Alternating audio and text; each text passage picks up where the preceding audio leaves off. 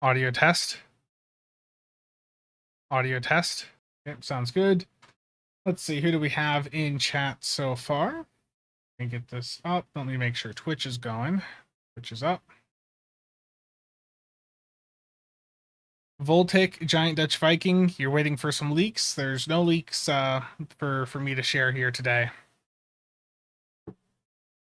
And even if there was leaks, you know, I would have already covered them. I already covered, you know, a few leaks earlier this week, so. Sora, hello, all finally new content story-wise, or at least new content. Yeah. But the new season will, it looks like it'll be dropping on PC September 12th. And at a minimum, you know, we're looking at a new lockbox and a new story mission. And probably a new TFO. That's my expectation there, which I'll talk about more in a few minutes. Moxnix hopes and dreams. Warp Core, Q&A streams are not painful enough. Terrible. Lava, Martin, Robert, thank you for the casual membership. Very much appreciated. Infamous, my biggest hope, pipe dream for Deca is a PS5 version of the game and crossplay with at least Xbox. Yeah, at a minimum, the console servers definitely, I think, would benefit from being merged together, but I think overall, given the smaller player base this game has compared to some of the other stuff out there, I think it would be of great benefit to just have everyone on the same server, but I understand that there are some complications with that. I don't think it's impossible. It's just that it would be a bit of work and a bit of investment.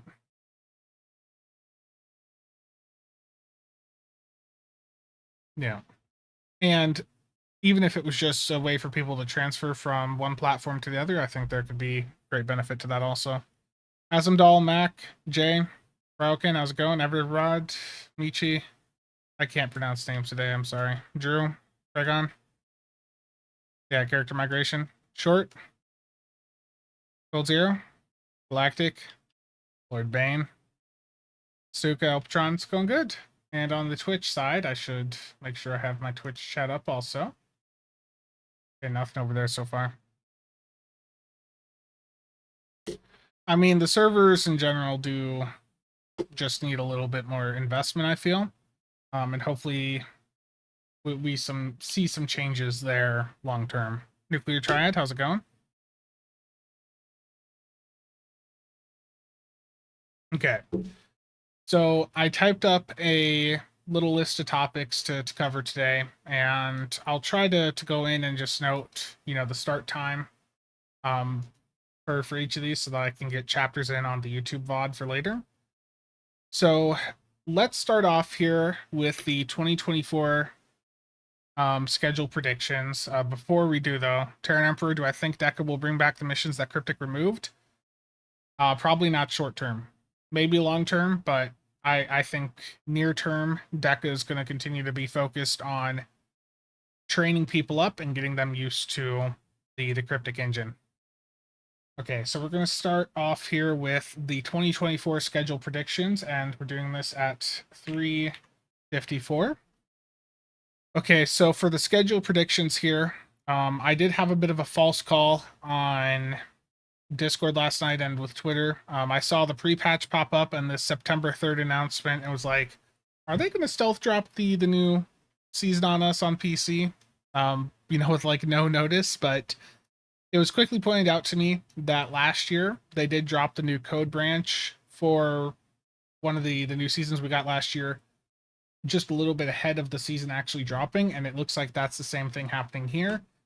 So I still expect that PC will be getting the upcoming season, which I believe is season 33, on or around September 12th.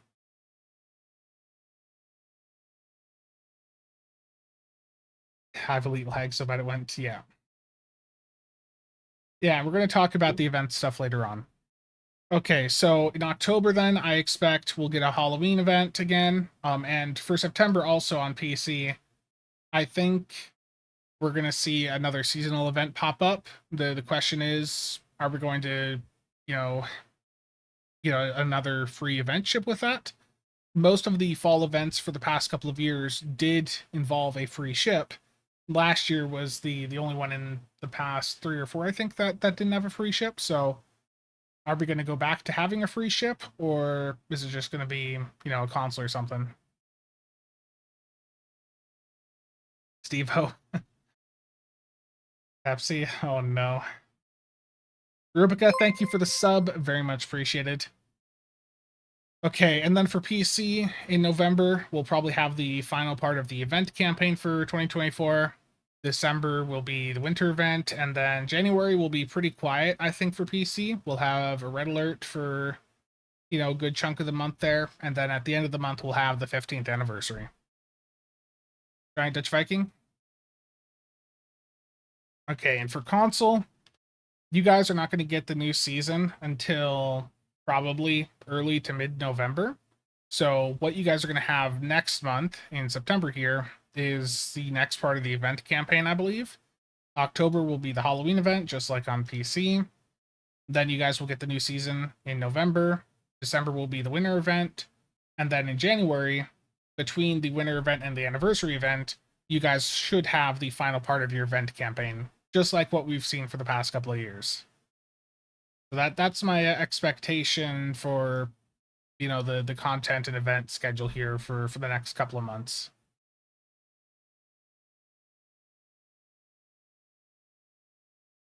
Deca should have used the transition time to remaster the remove mission. I mean, I think there's a lot of missions that are still, actively in the game that also need some tune-up. A lot of cutscenes, especially. So that's the schedule predictions. For, let's see here, I already covered the pre-patch is just for the new code branch that we're getting. We know that there's lower decks and Prodigy content incoming. We just had the Lamar leak, just this past week here.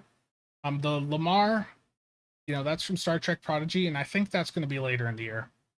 My expectation is that we're getting some lower deck stuff with this season. Stunned? Data? Yeah, there's some missions like Data saying here, Operation Gamma with the double voice lines, yeah. So I'm expecting lower decks content probably with this upcoming season here on PC in September. And the Prodigy stuff, to me, that Lamar, I just get a feeling it's going to be like a promo ship later in the year. Legendary California, I don't know when the next Legendary bundle is going to be. Yeah, there's not been any Legendaries this year at all. Lamar Pilot Flight Deck Carrier, do it. So the pre-patch is when you close the game, it does a big download on PC. So it's doing that just to get people to so that there's not a bunch of people trying to download the patch when it actually drops on Tuesday. They're getting it out ahead of time, so that as you close your game, it's getting all that data on your computer, so that there's not as much of a load on their server when the patch does actually happen. Yeah, like Rayokin said. I bet the Voyager A was meant for release like a year ago.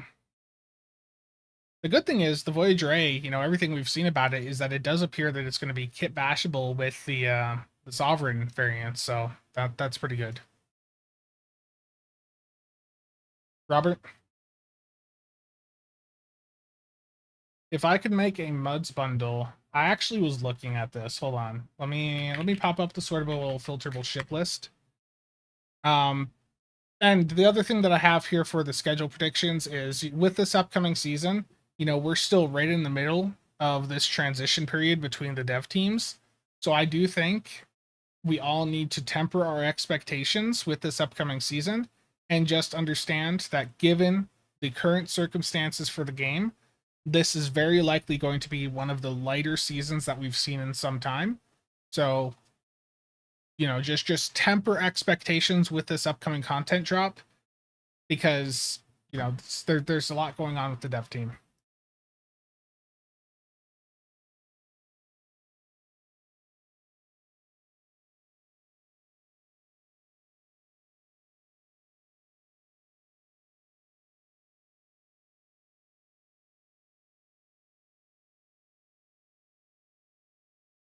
Will the Gorn Hunter Pilot Raider make it into a Muds bundle anytime soon? No, not anytime soon. So there's usually, so I was looking at this just recently because I'm like, well, what would the next Muds bundle look like? So I went and used the sortable filterable ship list from Fleffel, which I've talked about in a couple prior videos. And I set the filter to show me all lockbox and promo ships that are not yet in a bundle of some sort. And you know, a lot of the really older ones have been covered now. You know, I really want to see that mirror warship. That mirror warship I still really want to see in a bundle. But a lot of the Muds bundles this year have been like disco themed, right?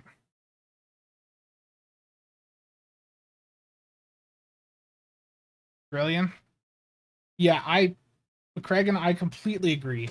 Like most of the bundles we've seen so far this year, Muds bundle wise, have been disco themed, and there's not exactly a ton of 32nd century ships left that are a couple years old for them to put in.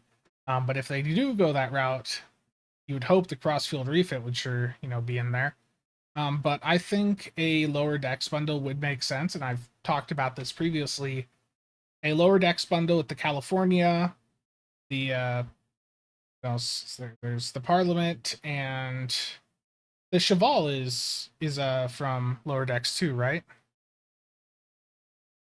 So yeah, do like Parliament, California, Cheval, get those in a Muds bundle. I think that'd be really appealing.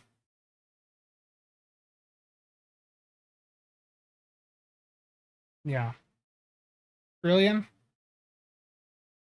Hopefully a few more giveaways for the next season. All I want is a new Sovereign.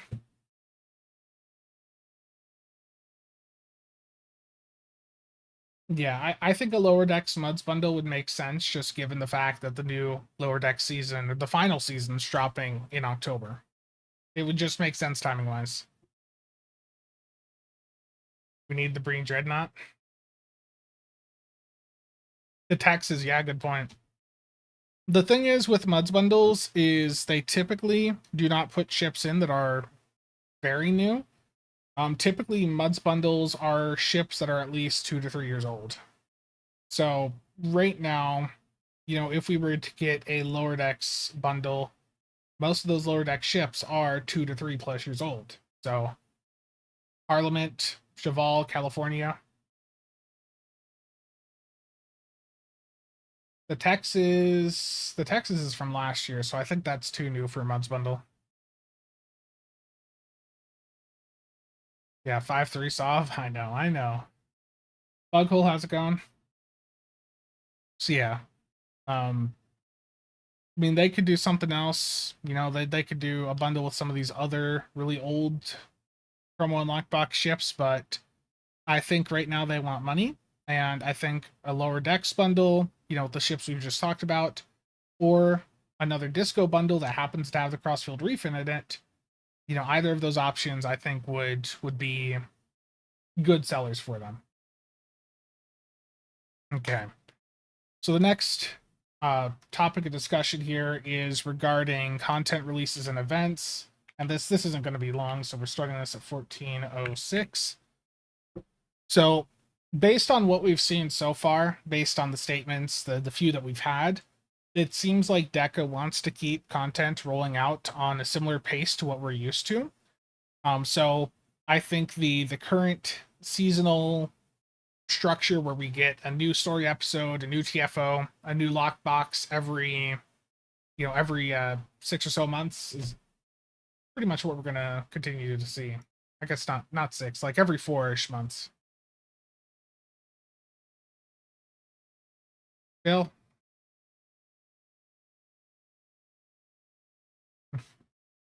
Do I think we will get another Terran Empire bundle? No. Yeah, Nick is a whale. He's got all the expensive promo and lockbox ships. So content release structure will be similar to what we've seen season-wise. You know, it's not really going to change there. But I do think, as we've seen, we're going to continue to see an increased level of events.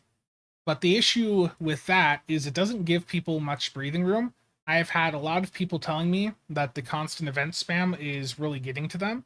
And I think fitting in a few more like red alert events where people feel like they could safely, take a week or two off from the game would probably be beneficial for them.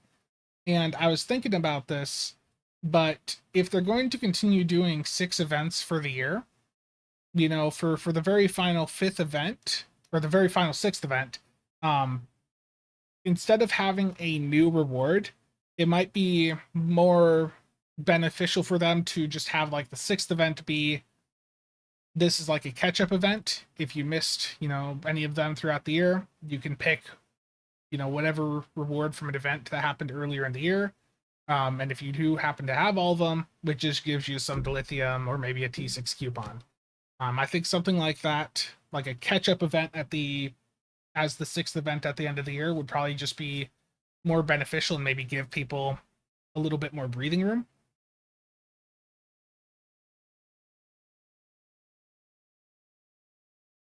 Wish we could buy out specializations. What hanger pets do I recommend for not having SAD? I mean, type 7s. Type 7s off the Iwani. You just slot them on and they'll boost up the rest of your build. Built.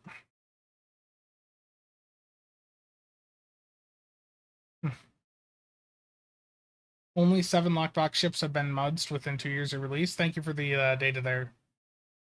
Go. When do I think the next bundle sale will be? At this rate, Black Friday.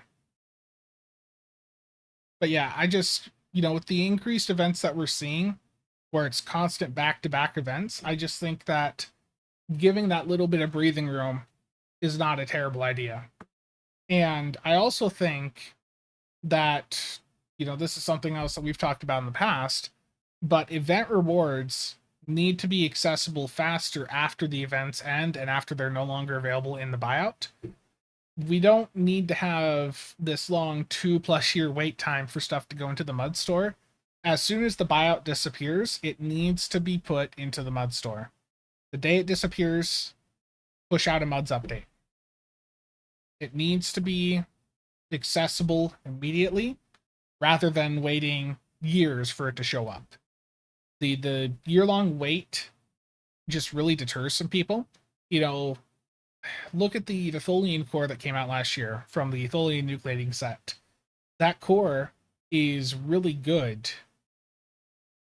but anyone that missed that event, you can't get it now for at least another year, following the how long of a delay they've done the past couple of years. So it really deters people. Someone may want to put together a build using a specific item, and then they can't because they have no way to buy it. It just doesn't make sense to have such a long delay. The cat showed up quick. The trifluoride maelstrom, yeah. Lots of FOMO regarding the events, yeah, absolutely. I'm perfectly fine with more events, but they're just, like I said, there needs to be an option or a way for people to buy the items from them sooner after they end. Let me see here. I missed a question regarding hanger pets. Valkyrie or Toadouge? Valkyrie or Toadouge really are good with SAD, and you don't have the SAD trait, Averod, so I'd say even if you're on the D7, do the type 7s. Like on the D7, you can boost up your weapons quite a bit. I was running 8 isomags on mine with type 7s, and it worked very well.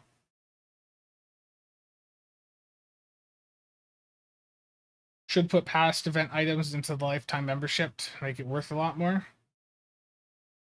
I'd like to see, on the topic of the lifetime membership, make that lifetime map a little bit better. Add in some more NPCs for some of the other stores out there.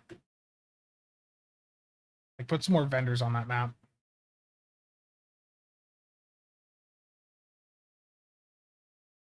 Do I have any idea when the trifluoride would show up? I mean, the issue is what was that, like the November reward last year? And now that's not going to be available probably in the mud store, until the end of 25 if they follow the trend that they've done the past couple of years. make event buyouts much longer. Bypass gear for Dill, yeah.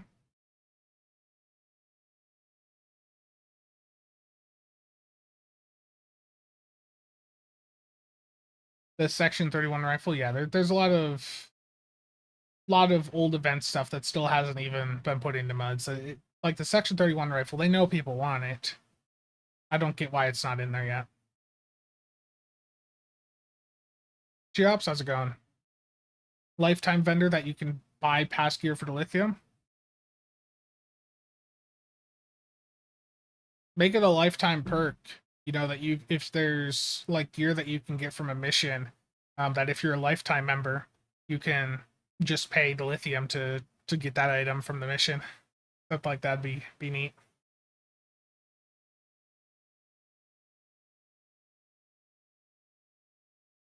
Okay, so let's. I Phil, I've got Restream up, so it's combining YouTube and Twitch. I'm not streaming through Restream, but I am using their multi-chat feature. Best ship for fire at will. You know, that's going to be the same as any other energy weapon platform. So, you like your VOD.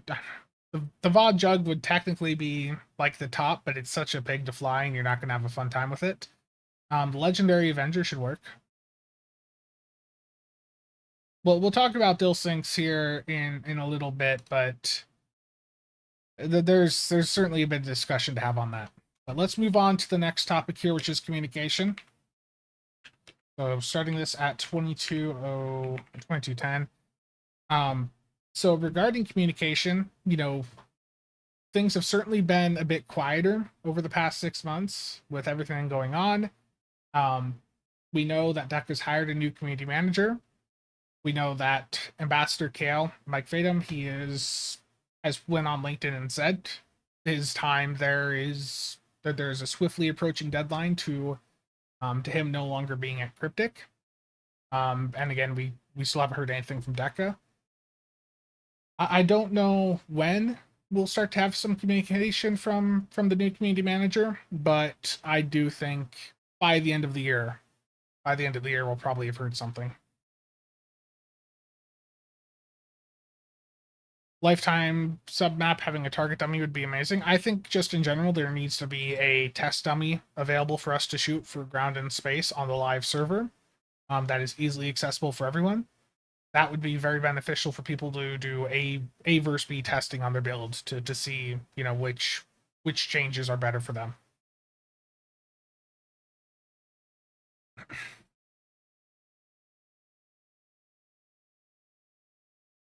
And then the question is also, you know, what type of communication do we want to see from DECA when they start to communicate?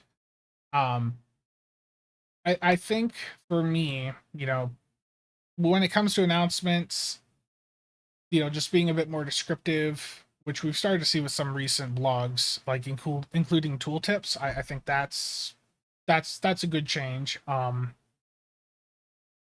aside from that, I think when new stuff drops and it doesn't perform very well, and we're giving feedback, you know, just having some feedback to that feedback that it's been passed along would be good. You know, we've had a few ships released this year that were underwhelming for one reason or another.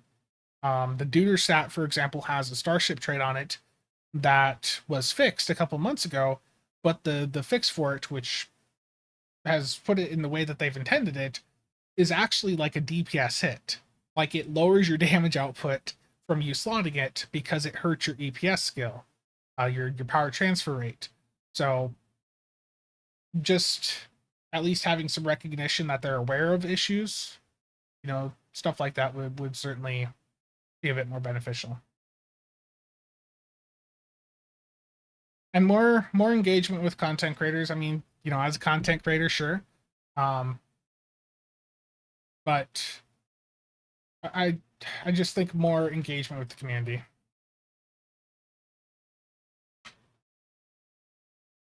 Yeah. So let's move on to the next topic here: monetization and lockboxes. This one that many of you definitely have already been talking about. Where the hell are the Muds Bundle sales? The last one PC had was in January.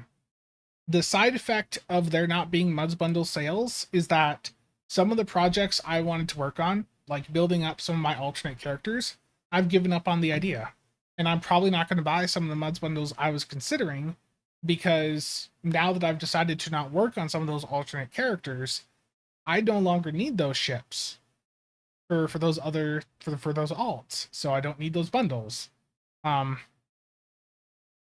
was thinking of getting the Delkina on account-wide unlock.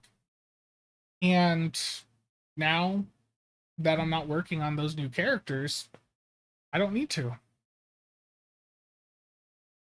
Like the lack of sales, lack of communication about the lack of sales has had that secondary effect in that it's losing them sales. Yeah. Honestly, Phil, I think that a 75% sale is the only way that I would go out and pick up some of the bundles that I had previously been considering. Because with a 50% sale, there's still like one I might grab, but the other ones, I'm not going to spend that type of money now.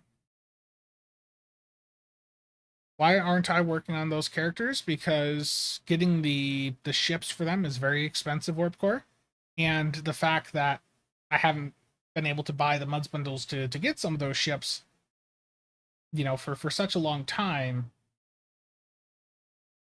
has been just throwing me off. Like, I wanted to work on those months ago, and I expected there to be a Muds bundle sale, like 6-7 months ago, and there wasn't. So after several months, I just gave up on my goals to work on some of those characters. I've missed some questions in chat, so let me pop this over just so I'm responding. Any idea about future plans for the game? Dan, my expectation is they're just going to continue, at the similar content release cadence that we've seen. We're going to continue getting story missions. We're going to continue getting ships, new lock boxes. As for like new reputation, stuff like that, I don't know yet. Premonition trait. Casitas, I can't English right now. But yeah, I was expecting a new Muds bundle release around now based on previous years. In-game database for all items and source on where to get them. If you pay money, it should be account-wide unlock period, yeah.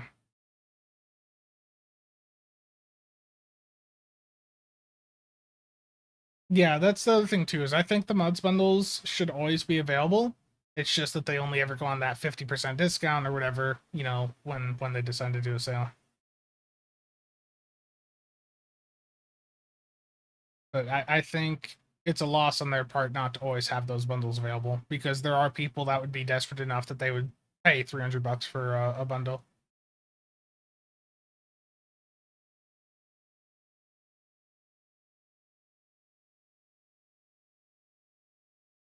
Yeah, Warp Core, the middle of January of this year. Did we get a bundle sale during the summer event? A normal bundle sale, but not a Muds bundle sale. Do I think they'll add event stuff to the Phoenix store again, or just Muds? Probably just Muds, because I think Muds I think is better for us, because you end up spending less.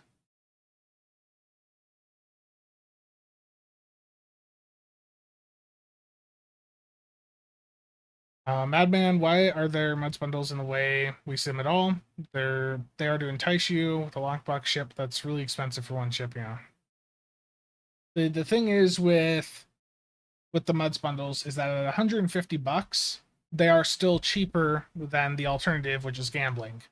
I was gonna upload this as a members only video, but let me just pull it up here. I did an opening the other day. I sold a bunch of duty officers. I sold 2 billion, actually 3 billion EC worth of Borg Doffs in one day. I got myself a Hirogen Predator, and then I decided to open 166 lock boxes. And, 166 lock boxes, that's more than what a Muds bundle cost. And, the Muds bundles, they're expensive, but the alternative is this system in the game, which has a terrible drop rate, which just continues to get worse and worse to open over time for issues that or for the reasons I've previously discussed in other videos. But this is 166 lock boxes that I opened here, worth more than what a Muds bundle costs during a sale. And guess how many ships I got out of this?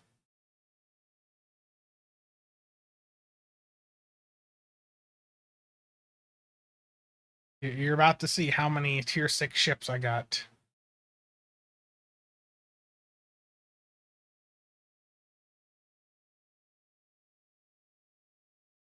$166 lock boxes. 0 tier 6 ships. So why are Muds bundles, even something we consider? Because the alternative is that much worse.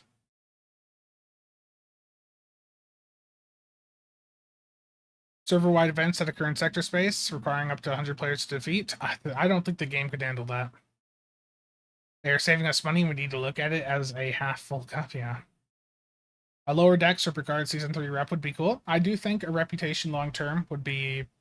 A new rep would be beneficial, but I don't think anything like that is possible until Deca has established themselves a little bit better.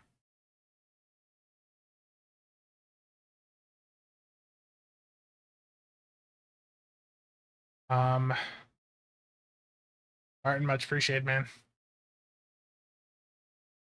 At this point, I don't know that I'd be willing to believe there's a Muds bundle sale for Black Friday. Some communication would be nice. Like a spotlight.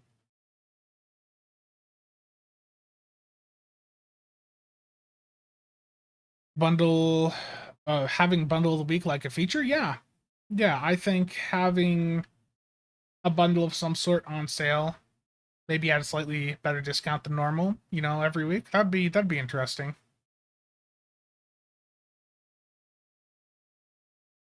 Well, yeah. I think making stuff cheaper in general and more account-wide unlocks would be the way. Absolutely.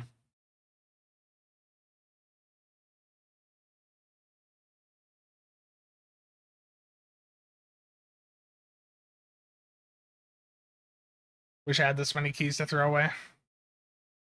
At Cisco, I feel the same. I was so excited to do some stuff when I finally had enough to get some big bundles. Now that I have the Zen, I am noticing I waited so long just coasting till they are back that I am now starting to notice how little I enjoy. Ooh, yeah. I've heard that from a few people. People have put money in with some of the Zen sales earlier this year, and the lack of Muds bundle sales and the lack of bundle sales in general has meant people couldn't go in and get the bundles they wanted at the price point they wanted. And that's just taken some enjoyment out of the game for people. You put money in with the Zen sales that we got back in like February, and you got that Zen with the intention of buying a Muds bundle. Here we are 7 months later and nothing. Not a single Muds bundle sale since January.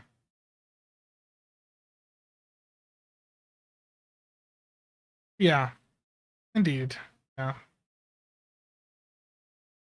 It's, yeah, regardless, it is still just really expensive. But this game in general is very expensive with how its monetization is currently. The lockbox keeps getting a new fluff. Yeah, and it needs to be cleaned up really bad. When can we see stream between you, Stu, Triz, and etc.? Stream of conference about new feature of Stowe and other discussions. I don't know when Triz will be doing his next little Trizcast, or what does he call it? Shuttle Bay on the cast or whatever. I don't know. When does DACA fully take over? We don't know yet.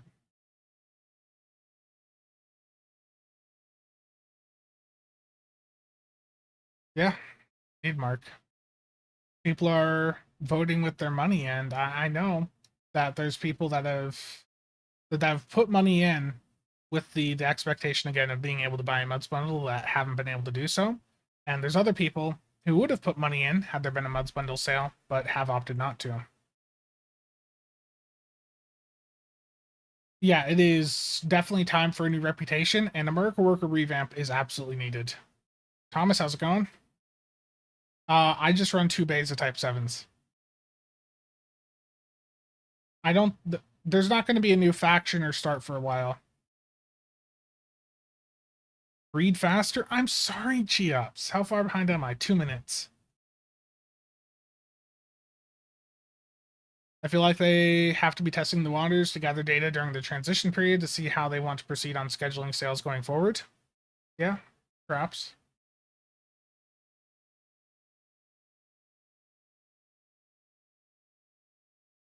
Do we even know if DECA even has a creative director for Stowe? I think they've hired most of the critical positions now, and the Stowe executive producer stepped away a couple months ago, so they have most certainly filled that spot. It's not even necessarily removing the fluff. It's with the Infinity Lock boxes, it's putting a lot of the fluff into choice packs. So like all the duty officer packs that you can get from the Infinity Lock box, those should be put into a duty officer choice pack. And yes, that will have a significant impact on things like the Borg duty officers. But, you know, let's be real. Those Borg duty officers desperately need more supply. The drop rate on those right now is lower than the T6 ship box. So, you know, for market players, that would probably suck short term, but long term that would be of great benefit to the game, and would long term probably net lockbox openers a better profit. Mods Cryptic could buy bundle Mirror Warship, Crossfield Refit, Excelsior 2, and Sagan. You put the SAG in there just to get me to mispronounce it. Someone's gonna complain. Gonna be a comment saying that I am insulting Carl Sagan.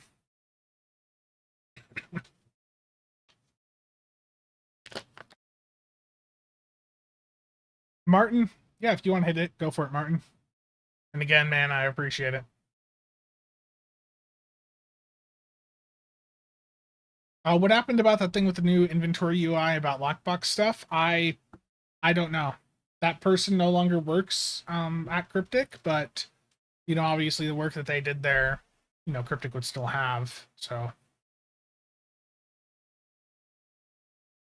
Miracle Worker, you mean the extra console slot specialization? Yep. I want to see a token that allows you to upgrade seating and ships. I don't think they'll do that because that would hurt their monetization approach. Martin with the 50 gifted memberships. Martin, as always, man, much appreciated.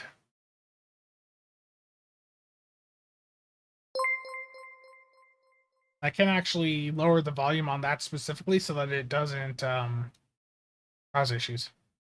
Again, Martin, thank you.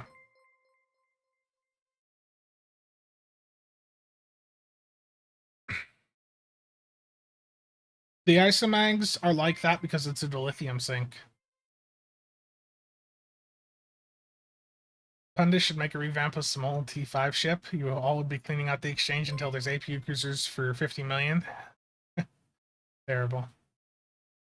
What changes could they make to make Drain usable? The issue with Drain, especially as you get into higher level play, is that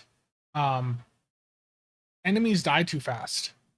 You know, what is the point of investing heavily in a Drain build to knock an enemy's power out when you could just do, you know, focus on DPS and take the enemy out in like, you know, a couple of seconds. The issue right now with Drain is that it's just you need longer duration content, or you need targets that are actually able to stay alive a long time. A really big boss target. But aside from that, like, it's just difficult. Drain is in a really difficult position right now. That's why I generally recommend it. Is because Drain, it's just a bad path to go on when you can just take the enemy out faster. Do we know if the deck of Stowe staff is bigger than the Cryptic Stowe staff? We don't know yet. Should split the boxes out, space, ground offs, yeah. I think everything in Infinity should be in a choice pack at this point. Like there should be a choice pack for every category. Love me a Sagan.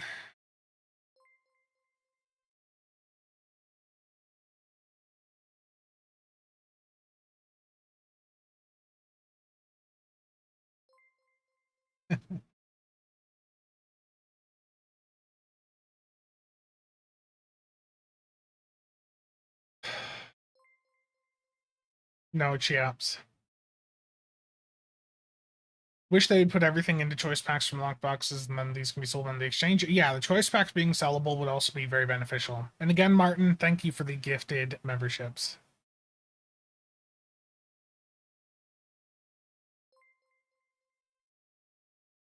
Cheops is always trying to get me demonetized. Let's get a Muds bundle sale before the end of the year. I do think that'll happen.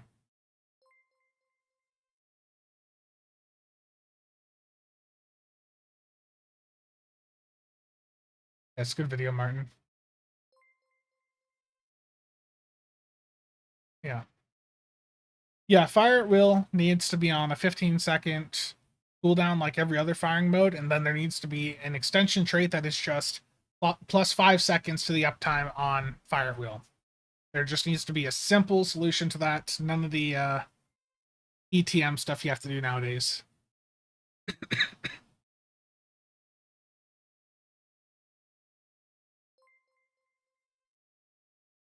We need regular Phoenix events for the T6X upgrades. Blanc, how's it going?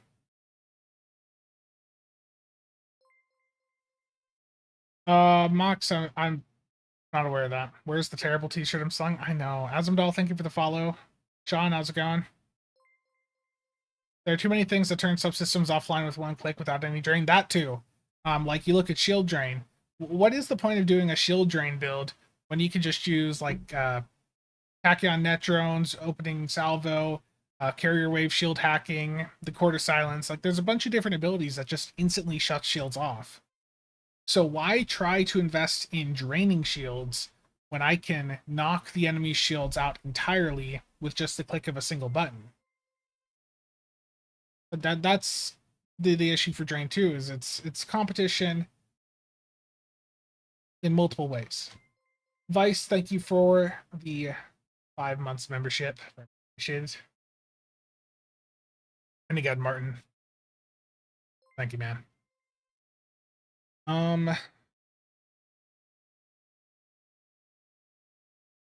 Yeah, I don't think crew would return anytime soon. The restrictions on the seasonal T6 coupons removed, yeah.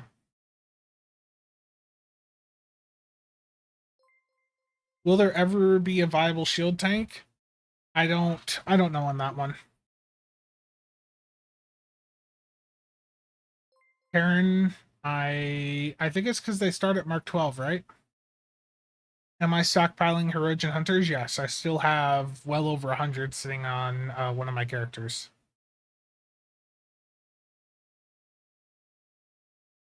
10 forward is probably not going to return anytime soon. I've thought about that Voltic, and I do need to sit down and look into that more. Will shields ever get fully fixed so they're useful? I think eventually. On a carrier, isomags or hangercraft, if you're wanting to boost the damage from your weapons, go isomags. If you want to boost the hanger pets, the hangercraft. But if you're using type 7 pets, there's no point trying to buff those up. Just go isomags. What do I think they will introduce shipwise for the 15th anniversary? I keep hearing, was it the Lost Era? Like people keep saying a lot of these skins that they've remastered are like Lost Era focused, and I'm pretty sure Thomas has said that that's something he's like really into, right?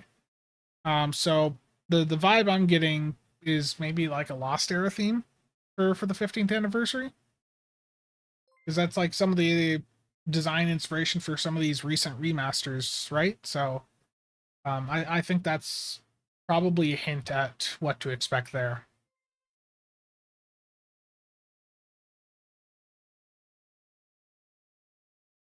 Bad man, terrible. Yeah, GPL needs some love. I've said it before, but put the gold Decora, just put that right in there. Make it like 100 million GPL or something. Tachyon Beam, thank you for the follow.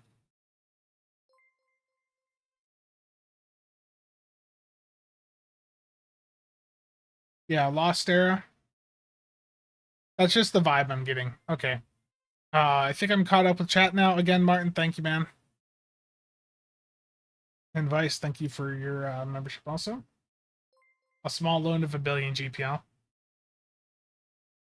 So yeah, the other thing with lockboxes, I think with DECA, we will at least see transparency with drop rates for lockboxes and promo packs, but aside from that, and that new user interface that we saw teased, I don't right now have any expectations of them doing drastic changes to the lockboxes. I would hope for a minimum of there being more choice packs, because opening Infinity sucks now.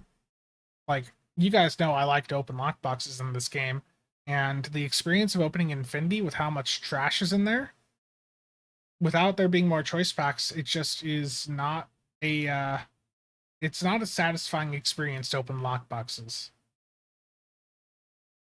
What's the source on drop rate transparency? The fact that they're based in the EU, and the laws about loot boxes and gambling mechanics like this are a little bit different than they are here in the States. Okay. So we are now 47 minutes in.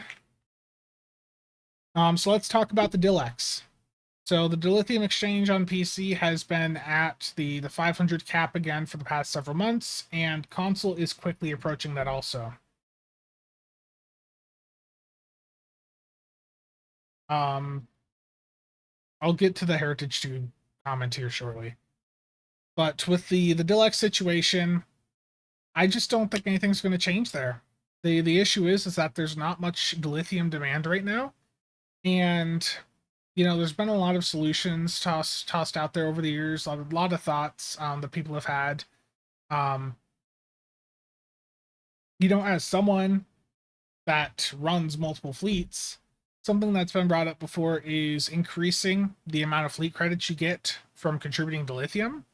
And now that you can contribute to lithium instead of DOFs on projects, I do think that, it would suck for people that have put a lot of dilithium into fleets already, but I think it would be a good change to increase the amount of fleet creds you get per dilithium moving forward.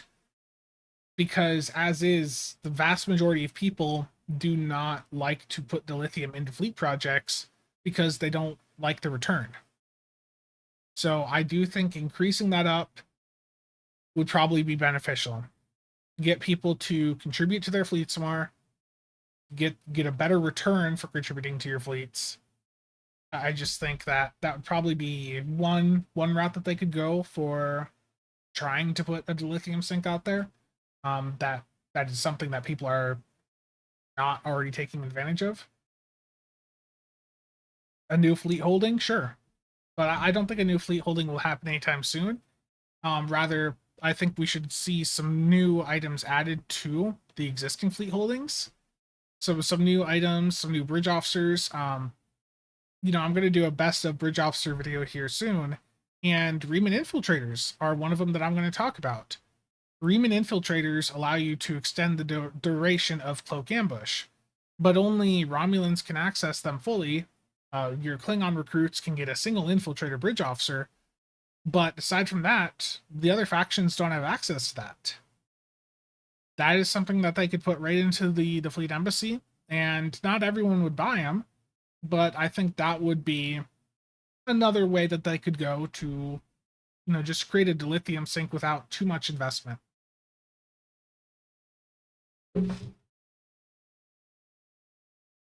I think fleet weapons are also a bit underwhelming. Yeah.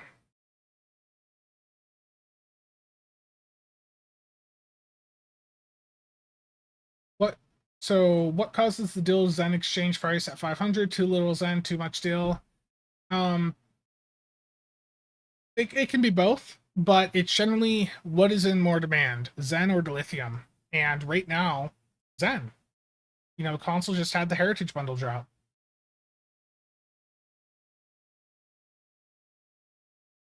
So if you're on a Romulan character, Romulan faction, there's a very rare chance that you can get some of the infiltrators while leveling up. There's also some DOF missions that will pop up around New Romulus that can sometimes drop them. But if you have the Delta expansion pack, there also is a Romulan exclusive bridge officer in that has superior Romulan operative and superior infiltrator.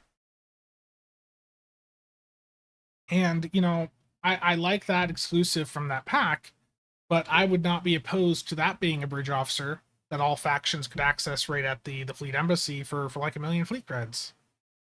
Like expanding the fleet system, increasing the fleet creds you get from your dilithium contributions, and then putting in some new really expensive items to buy with the fleet creds. I just think that that would be a good way to create a dilithium sink that people would want to engage with. It's a bridge officer. It's Romulan exclusive. Each faction has different bridge officers in the Delta pack. And the Romulan ones explicitly have there's the Riemann tack in that has superior infiltrator and SRO.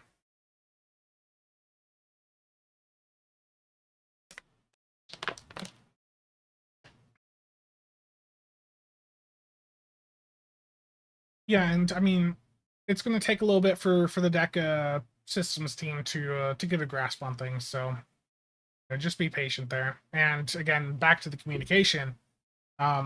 One of my hopes there is that when they release something that maybe isn't, you know, that great, they'll be receptive to feedback and adjust it to make it better.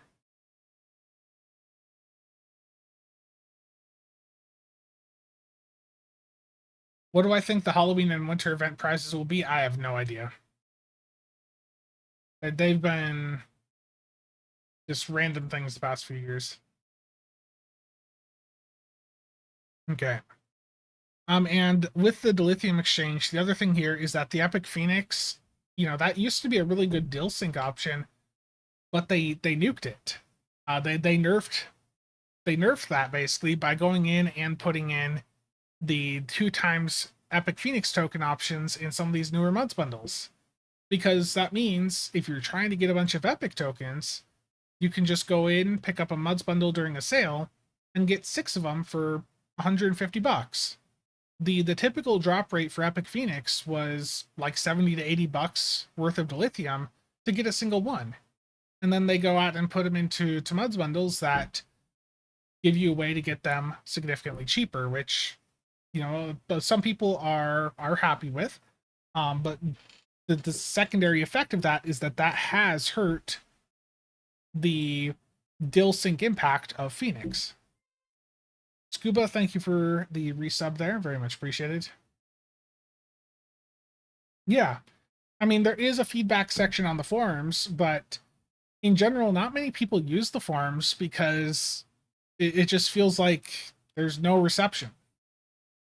You know, I've talked about some issues on there, and I even attempted earlier this year to just, you know, get a few posts up.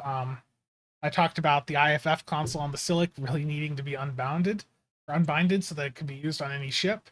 You know, us needing a test map of some sort of, but you never hear anything back on stuff like that. Yeah, there's no communication, so you don't even know if they're seeing what you've typed. Okay.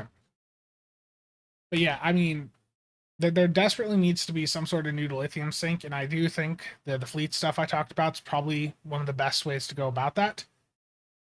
But the Phoenix store, you know, that they have pretty much ruined the Epic Phoenix tokens for being a dill sync.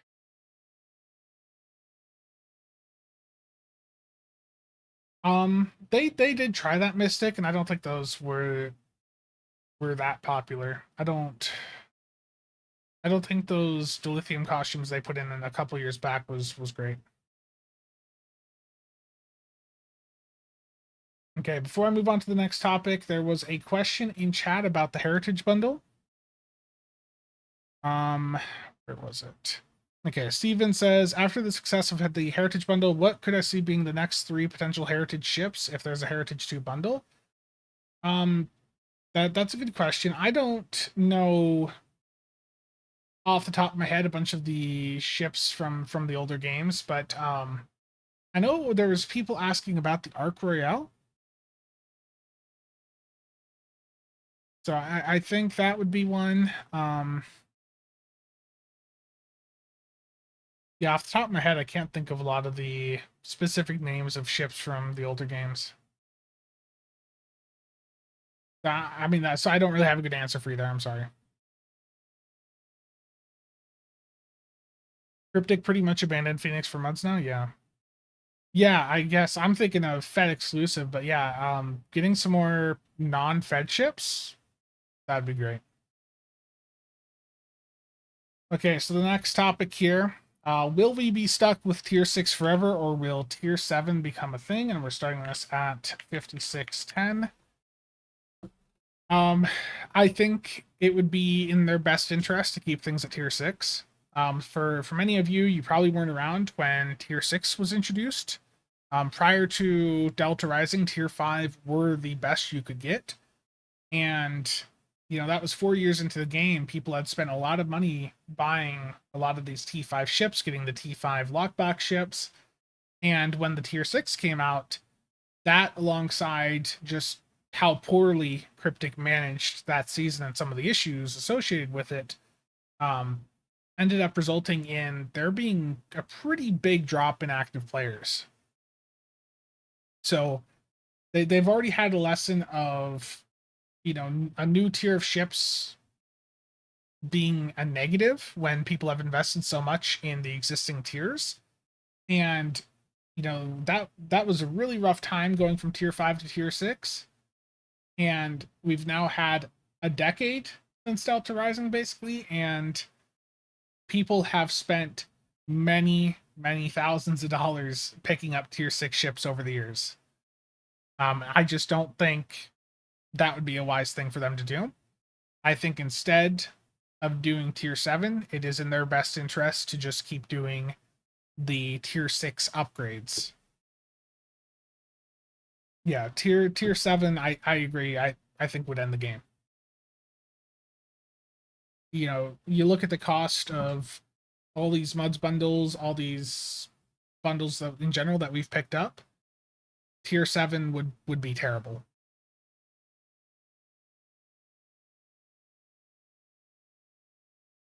Yeah. Well, it was, yeah, the tier 5 to tier 6 transition was really, really bad on its own. Then you had the leveling fiasco where they punished players for leveling up too fast for playing patrols right after Delta Rising came out. They were rolling back progress on people for leveling up too fast. It was just an incredibly poorly managed situation at the time. The content was too hard for most people. The new normal was harder than the old elite, and just it was chaotic. It was a really rough time for the game. But I mean, long term, the changes, the systems that Delta Rising introduced have been beneficial to the game. It's just the way that they handled it. It was just so poorly managed. Yeah, I mean, the just keep adding on the X upgrades. That basically is tier 7. Um, it's just the thing is the difference is by stacking on more upgrades onto our T6 ships, you don't have to buy new ships. You're just buying the upgrades for the ship that you do like. Whereas if they did T7, that's buying an entirely new ship and then probably going through the same upgrade process on it.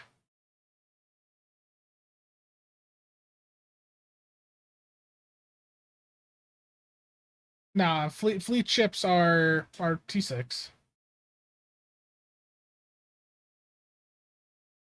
And the thing with expanding tier 6 ships is that it doesn't have to be the same as what we've seen with the existing X upgrades. They can do different things. Like the X3 upgrade could add a hangar bay to a ship. It could be, here's an extra universal console slot, here's an extra hangar bay, you know, stuff like that. Like they can shake it up. They can do different things. They could say, you know, this X upgrade, the X3, you're going to get a lieutenant seat on your ship, just an extra lieutenant seat, you know, something like that.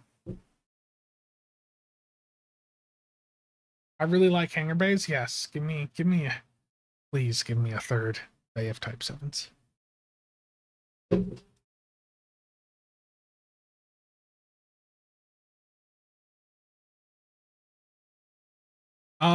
But you know, another way that they can shake things up when it comes to, you know, sticking on tier 6 ships, first doing T7, they can introduce new specializations. You know, a new specialization could mean that they could come out with some new abilities, some new spec combos then that we could see. You know, there's plenty of ways that they could go about expanding tier 6 ships without needing to make T7. And something that we haven't seen explored yet, which I've talked about in the past, is universal spec seats. You know, it's to me, it's just a matter of time until we would potentially see something like that. But I think that or new specializations would be good.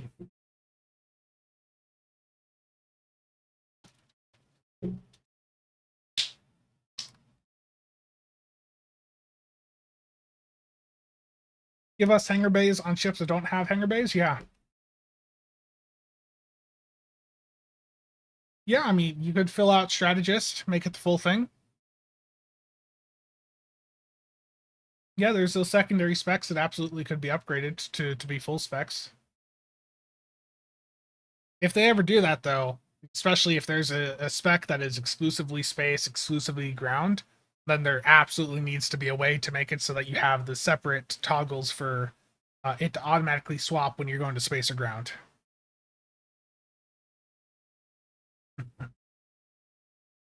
So yeah, with tier 6 again, there's plenty of ways that they can continue to do new things without giving us, or like going to T7. You can just keep expanding with upgrades. You can toss in new specializations, and you know, as soon as they do a new spec, that gives them a lot more breathing room with different spec combos that they can try out. Another thing that they can try that they haven't done at all, you know, we haven't seen the universal spec seats at all, but we also haven't seen a third spec on the same ship. That is another way that they can expand T6.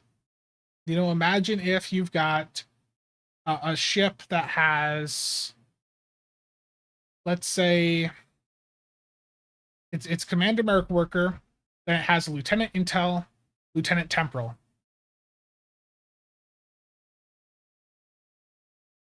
All the uncon.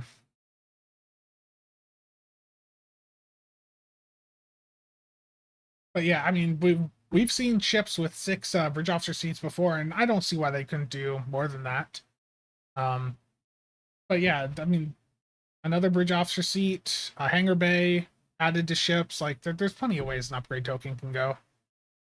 I mean, they could even just say, you know, the if they were going to do T7, you know, just I again, I don't think that would be the smartest move for them.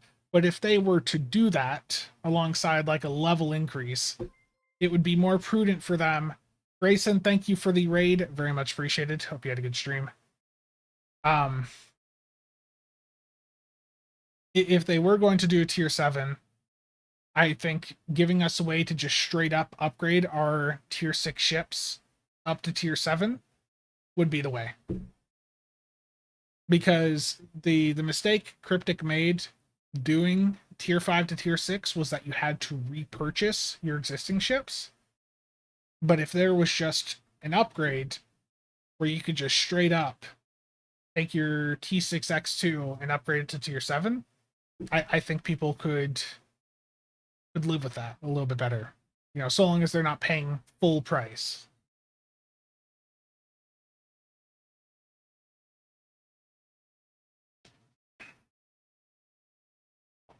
Totally use a hangar bay token on the Eagle.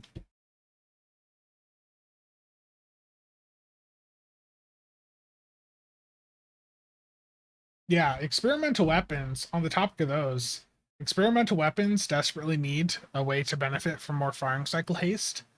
Um, right now, the only haste that they benefit from, I think, is overpowered, overgunned. Someone correct me if I'm wrong there. But I know like fleet power doesn't buff them. But it just, a lot of experimental weapons have been falling behind.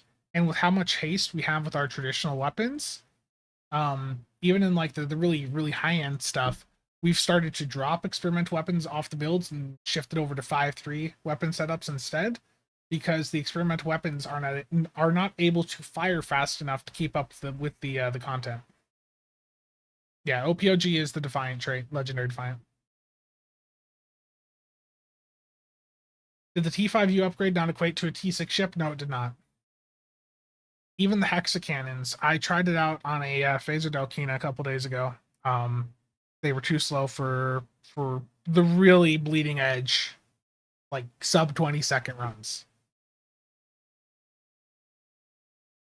But yeah, when you get up to a point where you have 500-600% weapon fire haste, your experimental weapons can start to not keep up with how fast you're taking out enemies.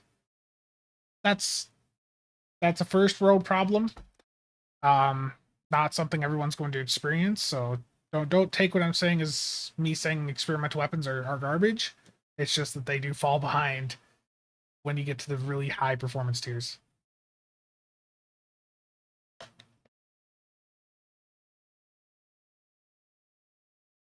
Yeah, I mean they've been giving us more experimental weapons. It's just we need more good ones. Right now, you have the hexacannons and the plasma bombardier, and then everything else is just in a tier below.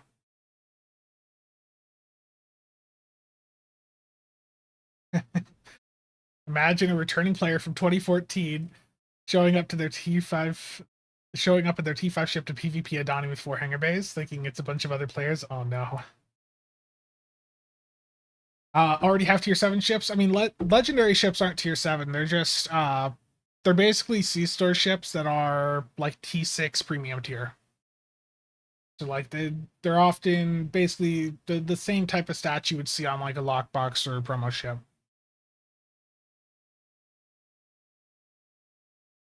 Voice of the Prophet, Polaron shot. In very specific circumstances, yes. Thank you, Chiops. Elitist, yes, of course. Okay, zip it, Chiops. Chiops is always causing trouble. Okay, so the final topic I had typed up here was regarding power creep and content difficulty. I saw the Reddit thread the other day saying it's time for change, and look, I understand that there's a lot of power creep, especially when you get to the higher performance tiers. The level of power is just nuts. Um, right now, the extreme high end is pushing on 6 to 7 million DPS in very coordinated environments, and your average player is still doing like 100K, well, less than that actually. The average player playing this game probably still doing under 10 to 20K because um they won't have fully upgraded gear, they won't have keybind set up, stuff like that. Power creep at the high end is always going to be there. Cryptic has tried to address the power creep at the very high end before, and it just didn't work for them.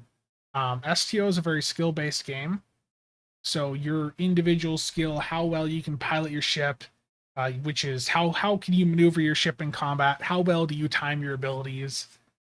It's very skill based, and you can't really counter that. The way to deal with that is not to bring the top down, but it's to try and bring the bottom up. Um, give us something on PC similar to what console has with auto ability activation, and I think that would be very beneficial for people. Make sure that when someone gets a ship, it by default is set to maximum weapon power, because most people don't pay attention to their power levels, and really the only one that matters when you're first starting out is just max up that weapon power.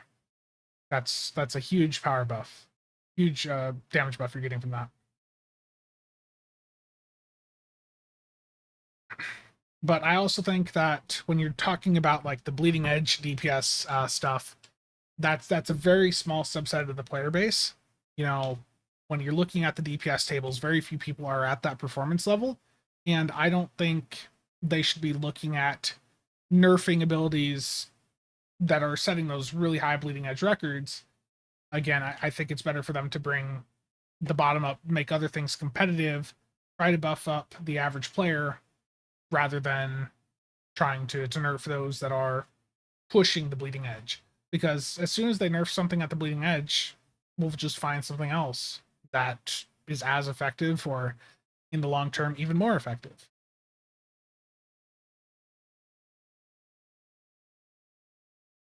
I mean, a barrier for entry to higher level content would be a good idea. Um, I just don't know how to go about it. It would have to be like you get an accolade from completing the lower difficulty version of this queue, and that enables you to play the higher difficulty version.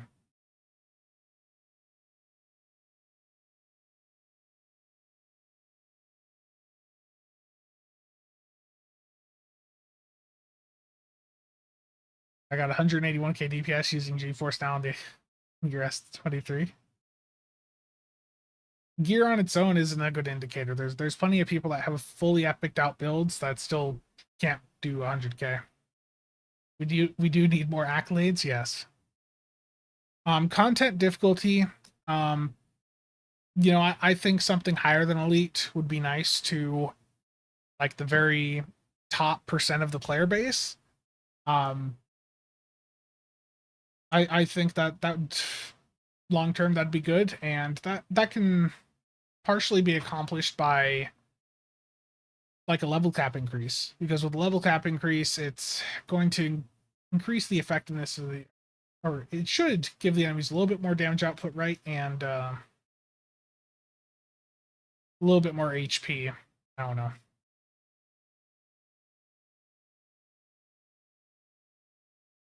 Kobayashi Maru difficulty. Kobayashi Maru is not difficult. Kobayashi Maru is just, can you get 5 players with Proto Matter Field Projector to stay alive and chain it on the Kobayashi Maru?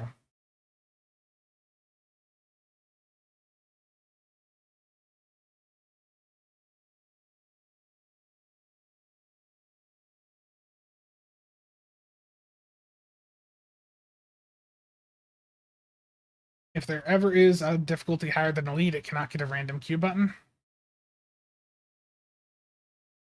I mean, when it comes to like difficulty, also, having the enemies use more abilities will be beneficial. And I know Brett has done a video going over that, where the way to revamp difficulty in this game is to go in and just give the enemies a lot of the abilities that players would use. I'll include a link to his video down below or in the chat here. But it's a really good video, really good discussion from Brett, and he goes over some of the approaches that they could easily take to just make the game a bit more engaging at that harder level. Yeah, the loot drops is not great either. Is Cannon Scatter Volley better for elite content? That is generally the highest performing firing mode right now, yes. The issue with CSV is that people don't like the visual appearance of it, but if you are looking to push like DPS performance, or just get through the content the easiest, then the Cannon Scatter Volley generally is the way with like a dual heavy cannon setup. It's just that people don't like it, because there's the visuals of the cannons like just missing all the time. Brett's channel is so underrated, yeah. Would CSV work on your Terran Acheron? Yeah, absolutely. But I mean, you look at the DPS tables. The very top is Thaleron, which is entirely a meme.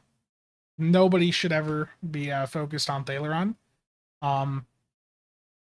it's not practical for actual like day-to-day gameplay. But CSV is currently the top performer. And you have to go down quite a bit to get to a parse that is not CSV.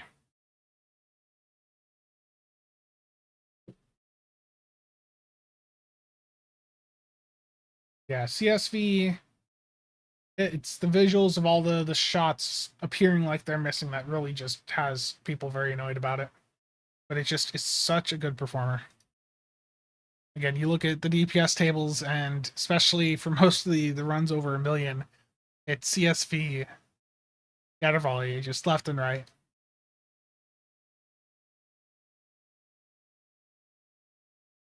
Yeah, and the CSV extension trait is free. Is available free from the Klingon Recruit. Yeah.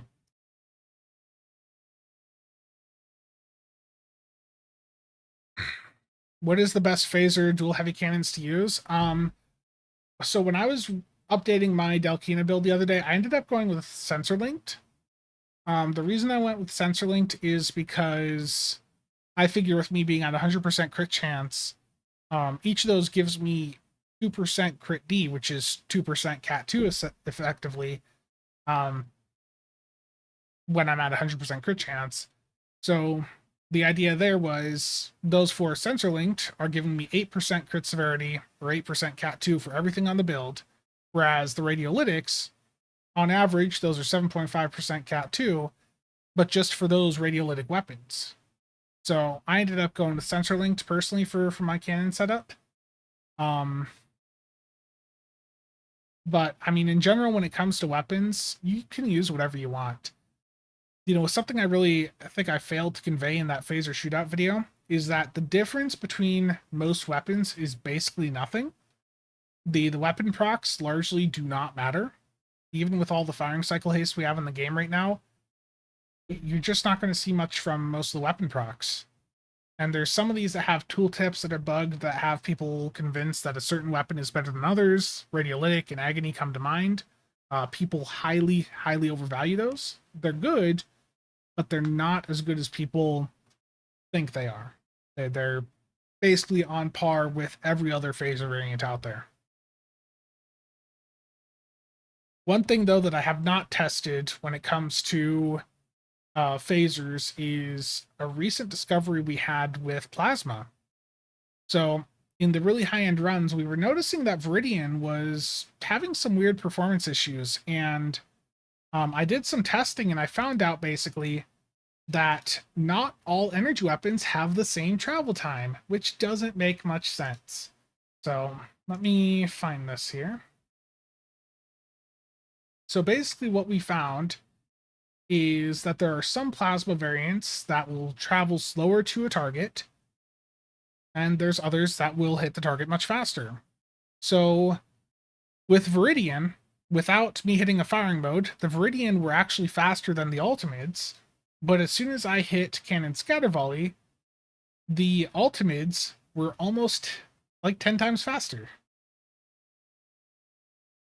Or I guess 6 times faster in this case. That's out of 60. So I haven't done testing with that with, all these phaser variants because it's really hard to test, especially with the test map on Tribble being broken for the past year. But yeah, we found that not all plasma variants are the same, and it looks like that extends over to other damage types. So you've got some phaser weapons that might be underperforming purely because the travel time on them is worse than another variant. So that's another factor that we now have to consider. That seems like a pretty big bug, and it's something that's going to require an extensive amount of testing to fully figure out. But it's rough.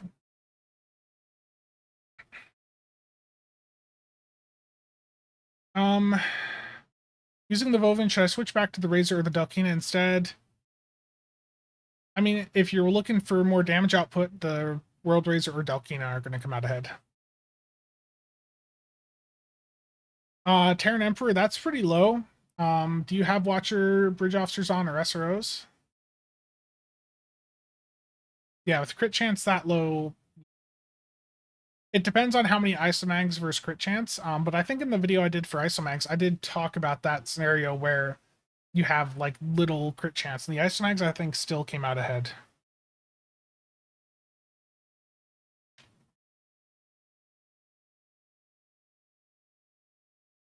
I probably have like 3 or 4 ultimate weapons on the exchange. I think I got a wide arc like 2 or 3 weeks ago, and it didn't sell. It's bounced back like 2 or 3 times. I also have Viridians up still, so. With the Hesperian, is Disruptor pulling ahead? No. For like elite level DPS chasing, Plasma is the best right now. Because of complex plasma fires off the Gorn Hunter. It just does quite a bit. Let me pull up a parse. League.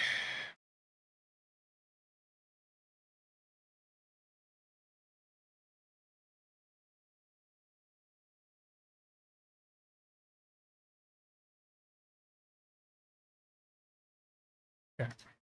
So with Plasma right now, you've got the complex plasma fire trait off the Gorn Hunter, and with a full plasma setup, that can do pretty crazy.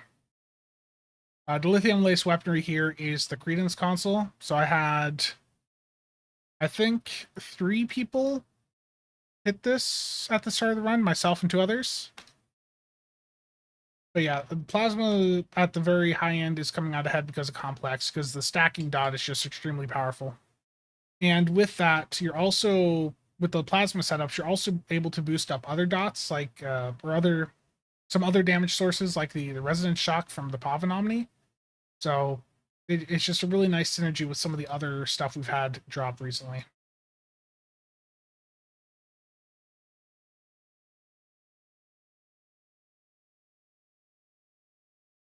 Spiral waves are still meta for disruptor. Yes, absolutely. The spiral wave disruptors are one of the few exceptions where they are clearly ahead of other options. Spiral wave disruptors have an extra modifier, and they also have an extra, it's like an extra 15% cat 1 on them. So spiral waves are legitimately better than pretty much every other disruptor variant.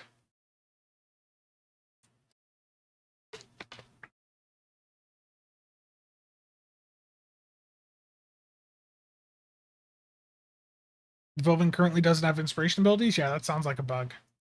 Warp Core, that I had to do testing for that. Like I had to pop up 2 accounts side by side and record it, and then pop it up in my video editor and count the frames, basically.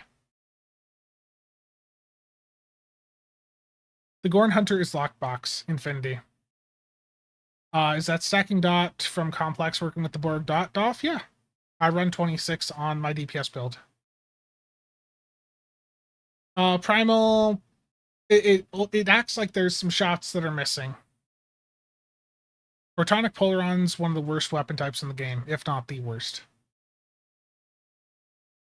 If you're doing a beam array setup, the advanced phasers are good.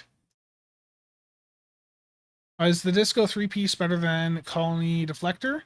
That depends on how quickly you can get through content. If you're on an AoE focused build like CSV or FA, and you are able to get through content very quickly, the Disco 3-piece should win out, because the Disco 3-piece is doing that mycelial lightning damage to the foes that you're hitting.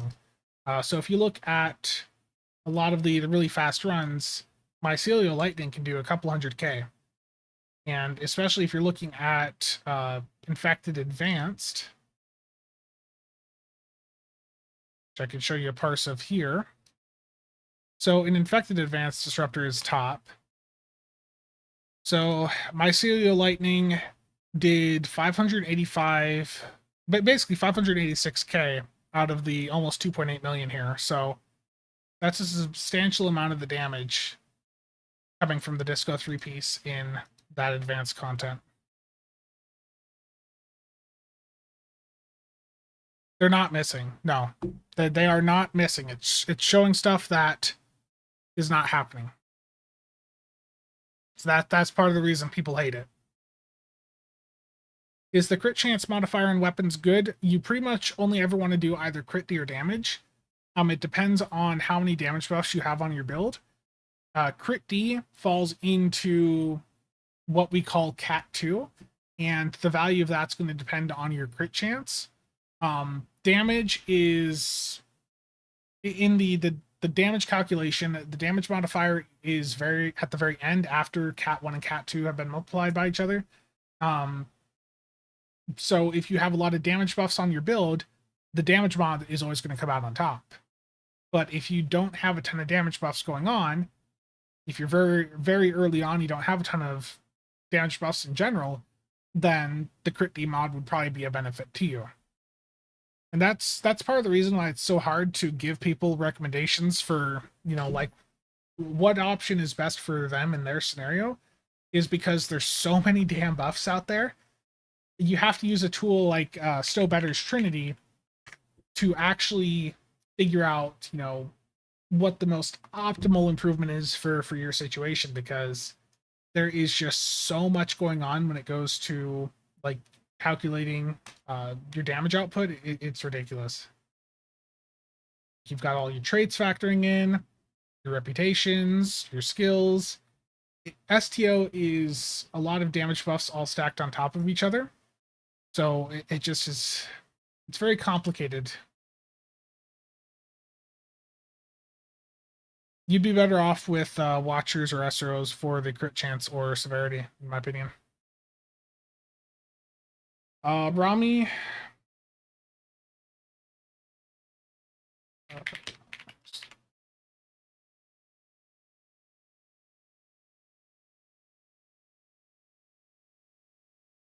When I do my best of Bridge Officer video, I'm not even going to probably include Kentari. I just don't think they're really worth it, to be honest. The Watchers and the SROs with their constant crit chance and severity buff, I think, are more beneficial. Are the advanced science consoles even worth using? I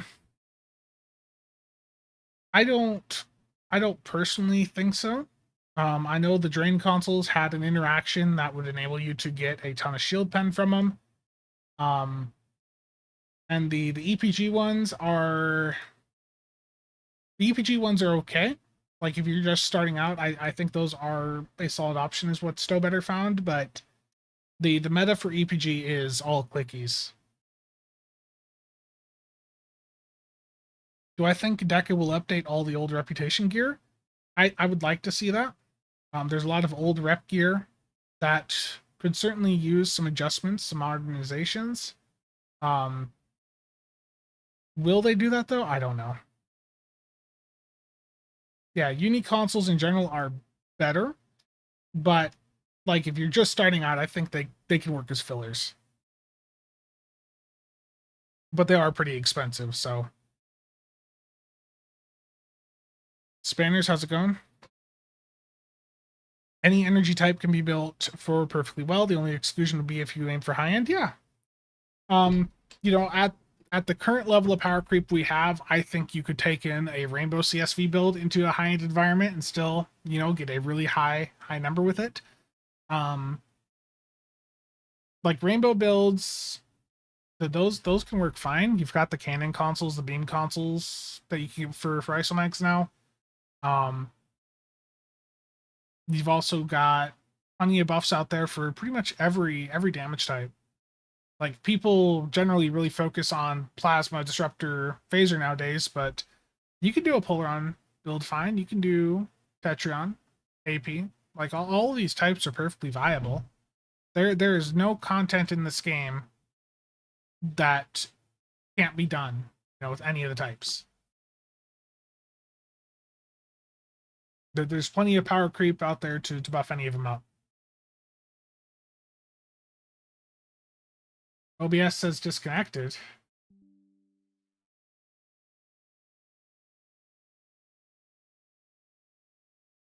Did I just get disconnected somewhere? Okay, it looks like we're fine.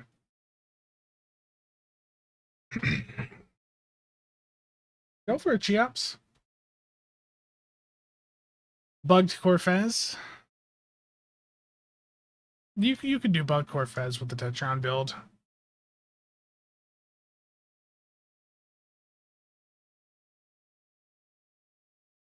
Yeah, it was just a really, really short drop there.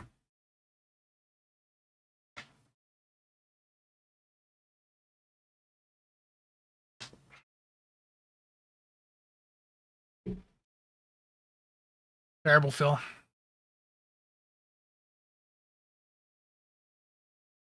Is there any other questions you guys have?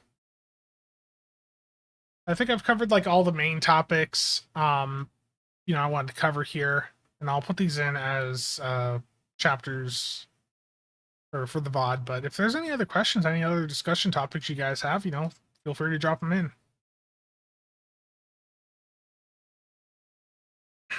No, the Romulan missions and all of the older content definitely needs some tuning. Is there any legit advantage to using both M6 computer and Domino, or is it really better to pick one? I'm between the two, Domino. But you can certainly use both if you don't have another console to put on. Winning lottery numbers, terrible. My audio's popping.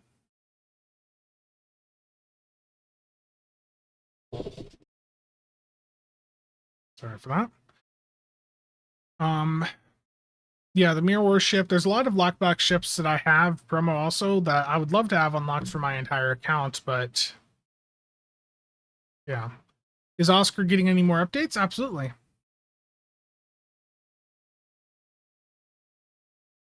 Need to rewatch the campaign 6 ship vid now. Which weapon boxes have spiral wave disruptors in them? None. So if you own any Cardassian ship in the C store, you'll have the ability to purchase spiral wave disruptors from the Dilithium store.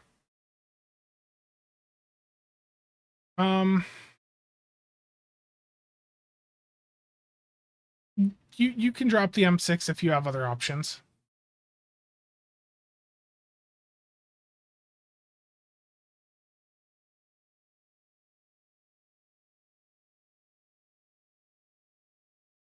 What is my most disliked build type? An EPG build when the EPG player doesn't understand where to use their grav well. Someone that uses their grav well in a terrible spot, it just hurts. It hurts.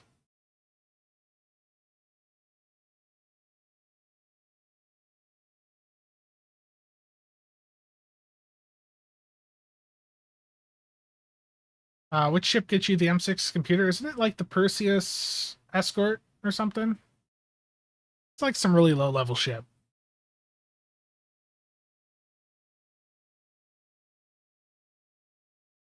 Yeah, no problem. But yeah, Domino between the two because Domino can get extended uptime. The M6 is fine, but it's not a must. I'm just making sure I didn't miss any other questions. Is the new Hirogen ship good? There's no reason to get it. I've had fun flying it around. The trait definitely needs some adjustments. The trait has too low of uptime currently, and the other critical issue with it is that the trait activates immediately upon going into red alert rather than upon you actually firing your weapons. So if you go into red alert during prep phase a couple seconds before you go into your until you actually start shooting, you can lose out on the buff from that trait for that opening spike, which really sucks. That hurts a lot of the value for it to me.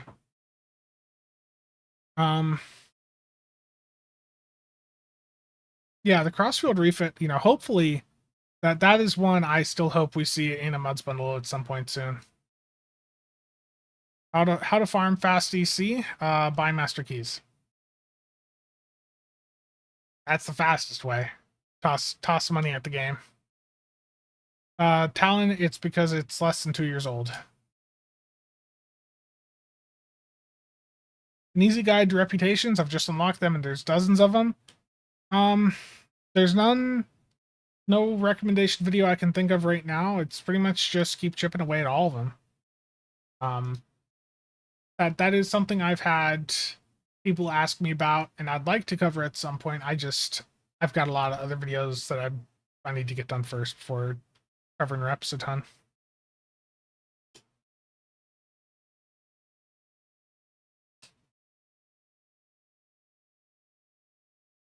David, how's it going?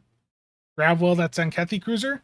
Now that is actually fine if you use the Tachyon Netrons console off the Bozeman Intel frigate alongside the Gravwell, because the Tachyon Netrons will stop the resistance stuff that the Zenkethi do. So if you do that, that actually can work out. But if you just Gravwell without the Tachyon Netrons, that's not the play. I think it's because it's a low level ship. It's dilithium now, Buckle. So you'd have to go down to the shipyard and buy it with dilithium. I think it is part of the big TOS bundle though. Flagship TAC computer, yeah, that's good. That is good alongside the adaptive emergency systems console for the flagship 2-piece. Yeah.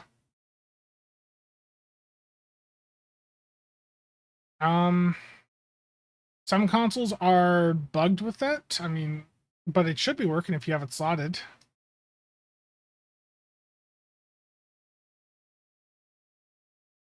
The platform itself is great for but there's, Pilot Intel has a lot of competition.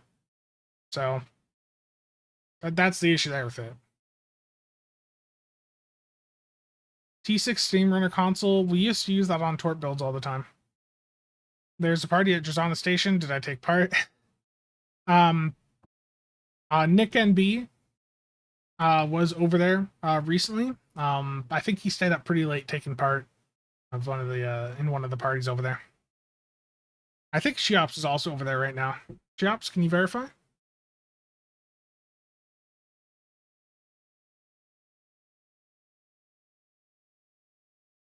Terrible Sheops. What ship has a third hangar? The Typhon carrier that we just got has a starship trait on it that is effectively a third hangar bay. Yeah, what Galactic said. But for EC, aside from Tour the Galaxy and just selling the loot that you get from patrols, any of the more complex methods that are a bit more specialized for making EC, the issue with them is that the player base for this game is rather small, and as soon as a method gets out there, enough, like 10 people can go and start doing it, and it will completely destroy the market. Like I made a couple billion EC off of the Tyhethdoff, which is the warp core engineer that has a chance to remove debuffs off of you when you hit emergency powered subsystem abilities. I did a 0 to 2 billion EC series that I never ended up publishing, but that was the main way that I went and got the 2 billion, was farming that duty officer. And the issue with it, the reason I never published it, is because it was such a niche method that anyone attempting to replicate it would immediately fail. It took me like 3 months to find someone that wanted to buy the DOFs that I had. And basically, I, on my own, farming just like 5 of them, was able to crash the market. Like, there's a lot of really niche ways to make EC out there, but as soon as more than a couple of people are doing them, they're dead. That's the issue we have with like EC guides in this game, is aside from your basic stuff like Admiralty, Tour of the Galaxy, selling vendor loot, that anything more complex than that, or just buying keys or promo packs to sell on the exchange, it's going to get crashed as soon as too many people know about it. Hello, Sia. Not much. Not much. Sorry I'm behind on chat.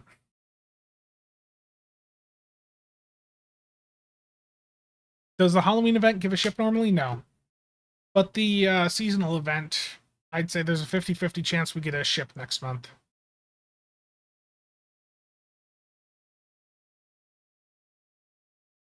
Is it worth getting to level 20 on all the crafting schools? No. Level 15 is all you need. Level 20 is just giving you a better chance to or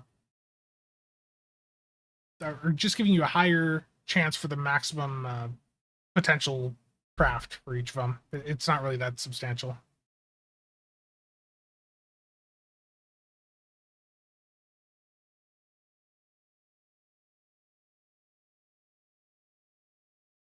Yeah, isomags certainly were a really good way to get EC there for a little bit, but a lot of people have been doing them, doing the elite randoms, and that market eventually crashed.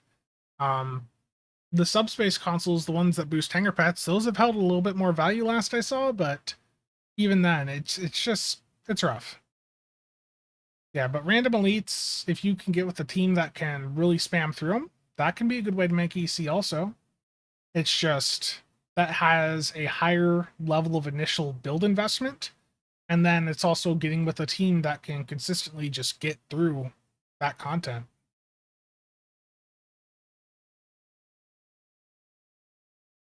Make EC by selling NPC buff abilities at indecent prices, yeah, that's certainly viable, but the issue there with that is you get, a couple dozen people doing that, a couple hundred, that goes away. Winter event prediction, Green Ship.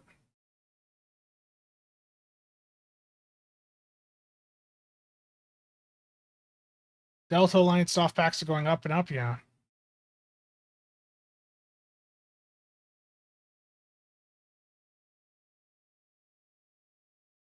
Yeah, a lot of the patrols, especially the ones that have lots of waves of enemies, so rescue and search, ninth rule, those are really good for farming a bunch of loot.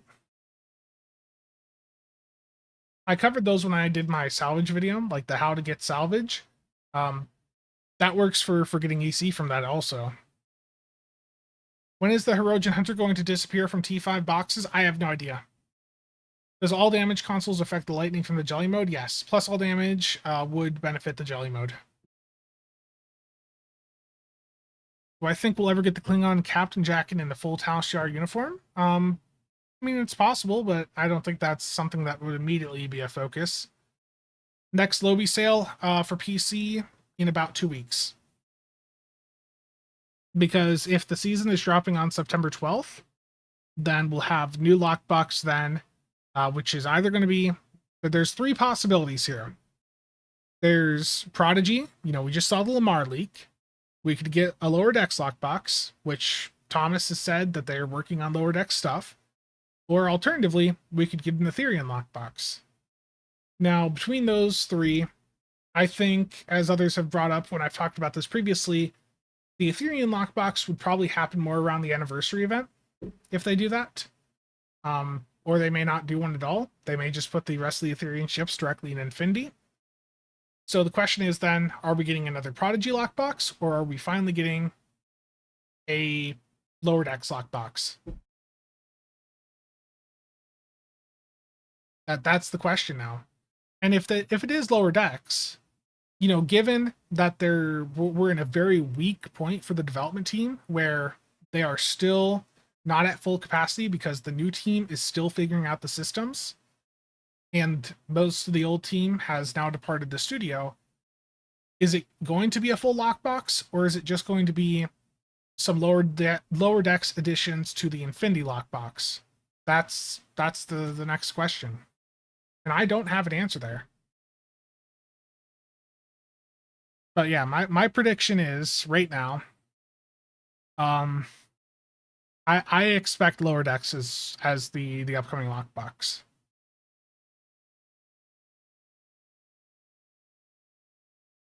And like I said earlier, the Prodigy thing, the Lamar, that could end up just being a standalone Infinity ship later on, but I think more likely that'll be Infinity promo.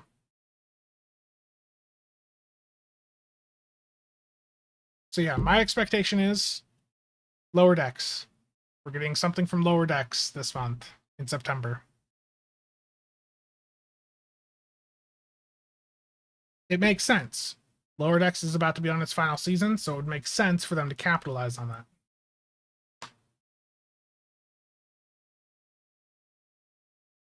Lower decks just seem like the most immersive option. Indeed.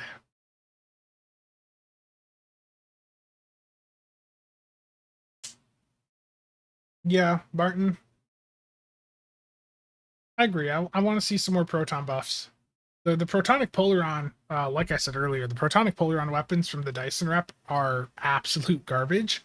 I tested them out on the stream earlier this year, like fully buffed up build, all the proton buffs I could get, and the proc from the Dyson Proton weapons, with me being on a very high crit chance build, was like it was hundreds of damage, or like hundreds of DPS. Like, it was really, really bad.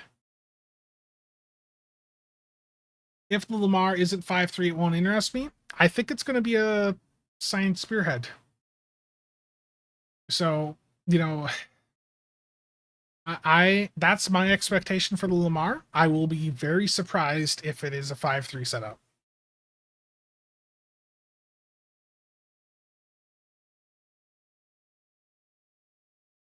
Me want new Lobby ships? Yeah, they seem to have forgotten about the Herogen Apex. So I don't know what's going on there. At a minimum for the Lobby, I would like to see some of the old Lobby bundles brought back in during Lobby sales. There's the Zenkethi one, there's the Cardassian one, plain and simple, that has the Keldon and the holographic Garrick Bridge Officer. Bring that back in. That's not really harming anything. They just pop that back into the Lobby store. Hell, put that and the Zentar, just put them back in there permanently. They were at outrageous prices, but people would absolutely burn some Lobby on them.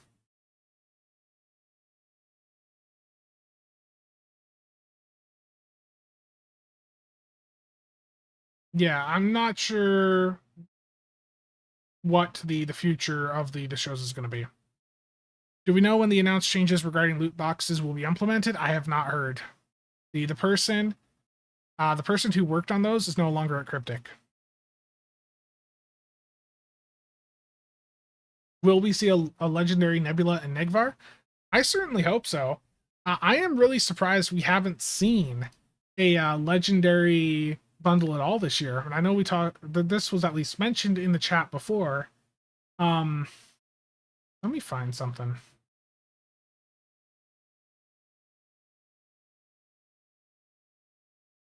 I even, like, when the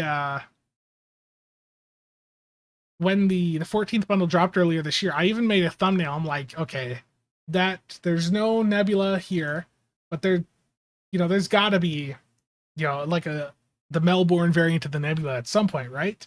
I made a thumbnail back in February. I'm like, this has got to happen. Like, what is this going to be, like spring? Never happened. At this point, I don't know if we're even going to get that as a playable ship.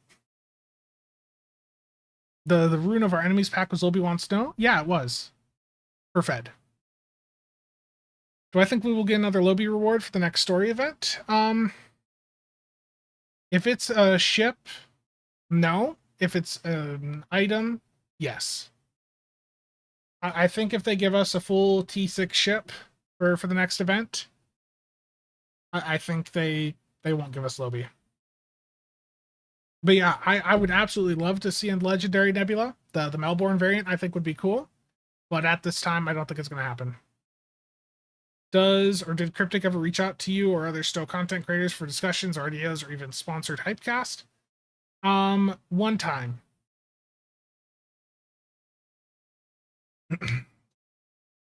The only time I ever was the only time I ever was contacted by Cryptic, or at the time Perfect World, was when they were doing the Delta Recruit event a long time ago.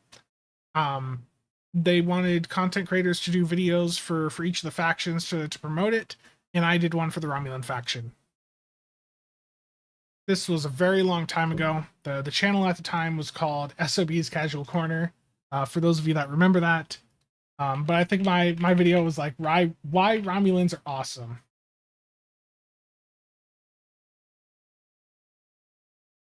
Yeah, this is like a really old video.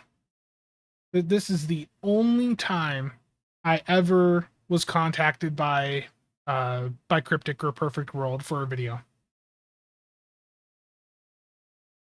They sent me a really nice care package for it too. It was like a Cardassian tiki mug and a nice postcard.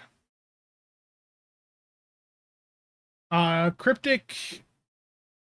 So Cryptic, for that Fleet Week stuff,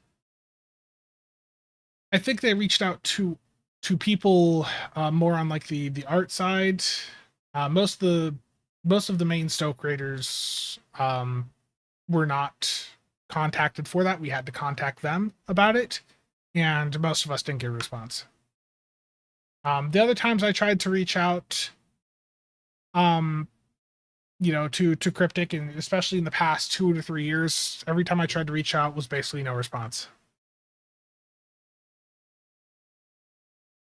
I mean, I would love with Deca if there was a bit more engagement there. Even if we had, like, imagine the level of additional hype we could have if a bunch of the Stoke creators were able to sync drop, videos and for like major announcements. We had the information a couple weeks ahead of time. We're able to get videos prepared for it. Get a bit more hype right out the door with some of this stuff.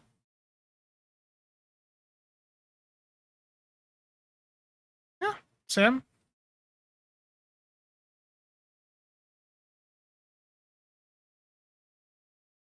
Um, Wish we had a legendary Cardassian Keldon bundle. Yeah, a better Keldon would be great.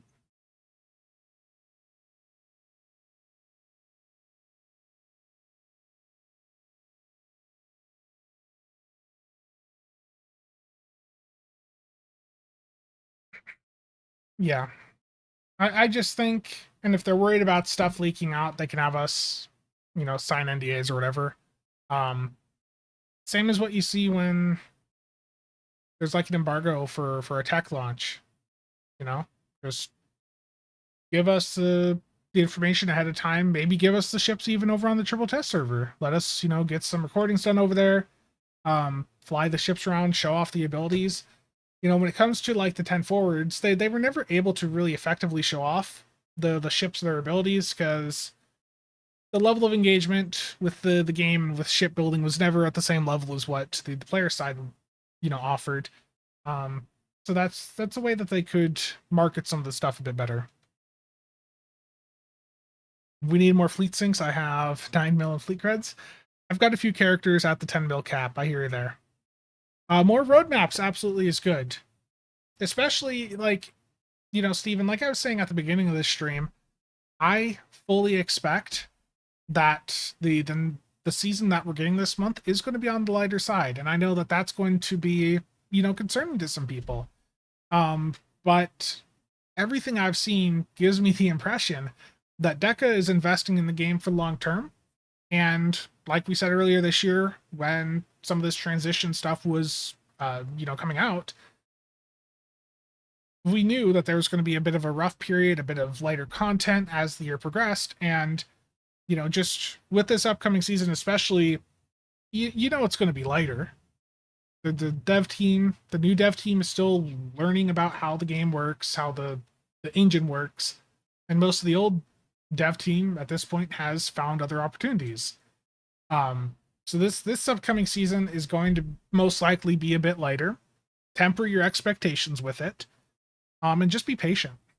But I think on their part, giving us that official roadmap, just to reassure folks that, hey, we know stuff's going to be a bit lighter, but just know that there's still going to be more stuff incoming. We're just getting our feet wet, getting used to everything here. Just be patient. Just give us a roadmap. We already know what the rest of the year pretty much is going to look like, event wise. Even just something like this, just confirming it, letting people know officially that there's more stuff incoming. That's always good. Yeah, I'm not worried about Stowe.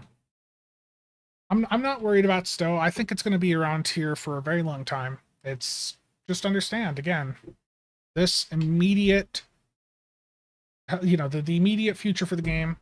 It's still going to be a bit rough content wise, just because there's stuff going on. Fleet combat boost, yeah.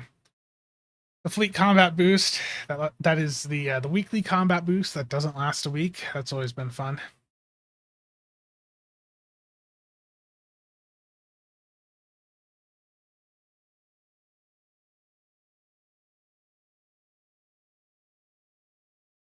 Are the T6 tokens from the year event locked? Yeah. Vinny, yes, they are currently. Yeah, and even a roadmap saying, "Hey, we know you guys have been really, really wanting a Muds bundle sale," and just being like, "We're going to do one, but it's going to happen like with the Black Friday sales." If they're going to do that, it would just be nice to have some communication. Let us prepare. People want to give them money, but the silence, it ain't helping.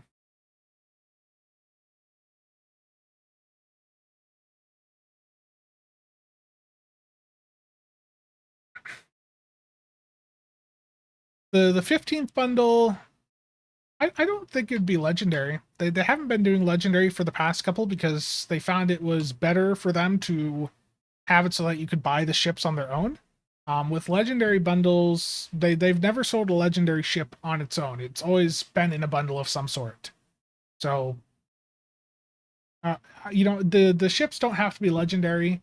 Um, Legendary at this point just basically means that the ship comes with all of the starship traits and consoles that the prior versions had.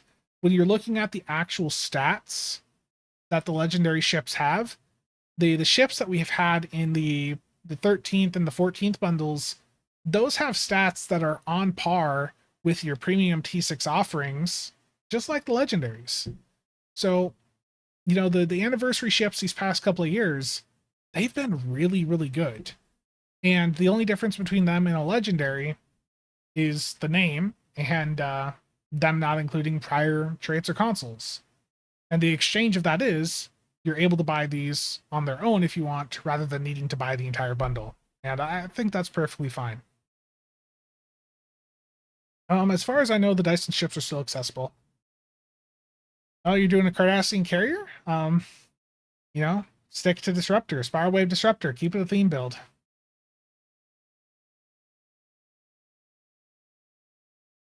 Will we see a Sector 001 TFO? I mean, that would be interesting, but at this point, I think it's going to be that fusion cube that we saw teased in that trailer. And the question is, my expectation is actually not a question. My expectation is that it's going to be very similar to Wolf 359, just with the fusion cube.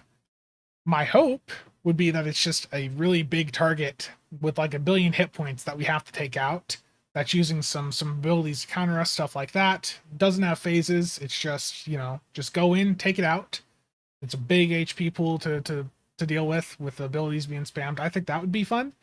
But my expectation is something similar to Wolf 359, which probably won't be great for replayability. Like Wolf 359's a cinematic experience, but it's not one that I personally find too enjoyable for the replay. Like once you've done it like 10, 20 times, it's going to be the exact same thing each time. If I just have a big static cube that I have to take out, I think I could have some fun with that. Find out ways to, I mean, in the end, after we figure it out, it'd be, the same. It's similar to what you see like Infected and all that, but I just think a big static target would be fun.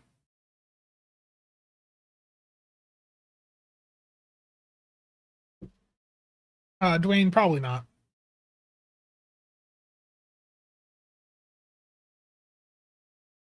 Would anyone drop 200 on a bundle for 10 chips? A lot of people in this game do. Vinny, absolutely. A 10-player raid? I don't think they would do that just because of server performance reasons. But I think a 5-player, I mean, with the amount of power creep now, a 5-player team could easily handle that. Yeah.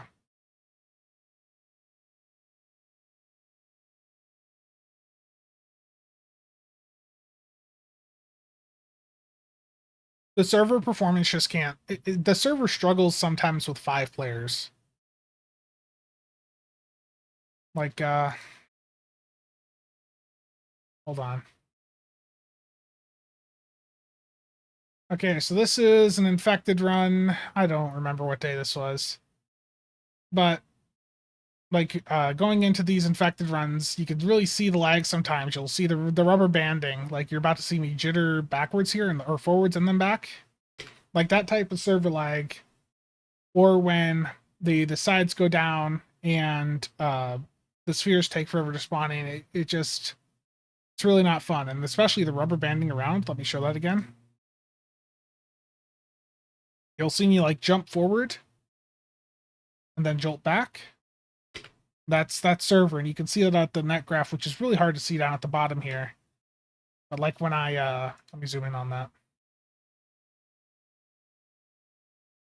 When you get server performance where you start to see these really high spikes, you're not in for a fun time.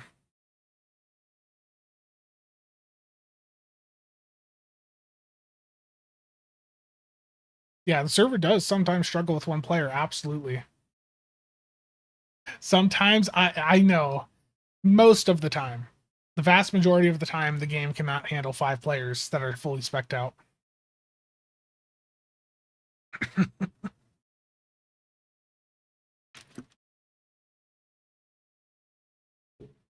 Yeah, but look, guys, I want to wrap things up here. I think this has been a good set of discussions here today. A lot of good points in the chat as well. So for those of you watching the VOD, I'll put the timestamps in for the main topics in a pinned comment down below. And for those of you watching on the Twitch side, again, this is a VOD that'll be available over on YouTube also. So thank you to everyone that is tuned in here today.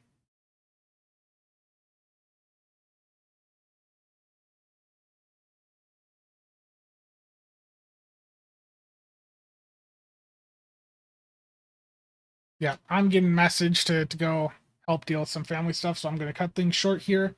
Again, thank you to everyone that stopped in for the stream today. If you have any questions you want me to answer on a future Q&A video, hop on over to the CasualSAB Discord, and there's a monthly Q&A channel. I think most of the questions there ended up getting answered just directly in the chat. I know a couple of them were reposted in the chat here today. Yeah, it looks like most things have been covered. Okay. Thank you, everyone, for stopping by. I will see you guys next time. And again, thank you to Martin and Vice for the memberships over on the YouTube and on the Twitch side. Rubica and Scuba, thank you. And Grayson, thank you for the raid again. See you guys around.